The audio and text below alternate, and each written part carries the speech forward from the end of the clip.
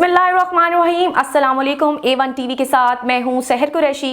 सबसे पहले नजर डालते हैं हेडलाइंस पर।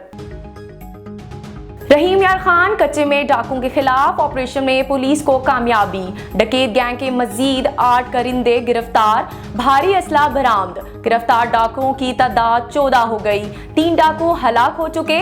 तर्जमान के मुताबिक काबिल की सखानी, शबीर लठानी और कोकानी डाकू का गिरोह अपने ठिकाने से छोड़कर भागने लगा।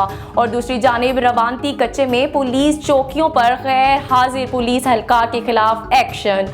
71 गैर हाजिर पुलिस एहलकारों की 2-2 साल की सर्विस खत्म कर दी गई।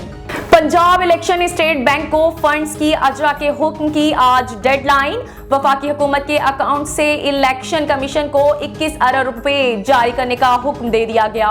सुप्रीम कोर्ट ने वजारत खजाना को स्टेट बैंक की मुआवनत की हदायत की थी। स्टेट बैंक और वजारत खजाना से फंड्स अजरा पर आज रिपोर्ट तलब की गई।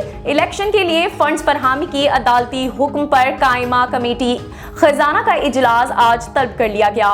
सुप्रीम कोर्ट के स्टेट बैंक को फंड्स अजरा का अहकामात कानूनी जायजा लिया जाएगा। वजीर आजम ने वफाकी काबीना का इजलास आज 2:30 बजे पार्लियामेंट हाउस में तलब कर लिया। इजलास में सुप्रीम कोर्ट के फंड्स अजरा से मुतल्लिक हुक्मनामे पर गौर होगा। वजीर आजम शहबाज शरीफ आज कौमी असम्बली इजलास में भी शरीक होंगे।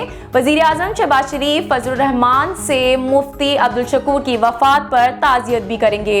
वजीर दाखिला राना सनाउल्लाह कहते हैं जितना मर्जी जोर लगा लें इलेक्शन 14 मई को नहीं होंगे।